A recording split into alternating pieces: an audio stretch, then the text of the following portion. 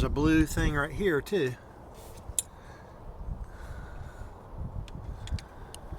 Then that looks a little different, but check this out. There is a cat filter down in there.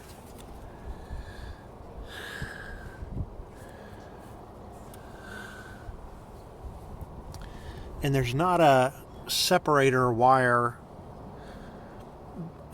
sensor on the bottom of this. So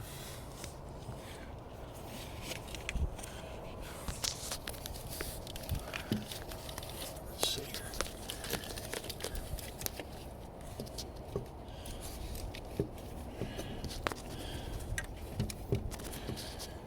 Can't really get in there, but anyway.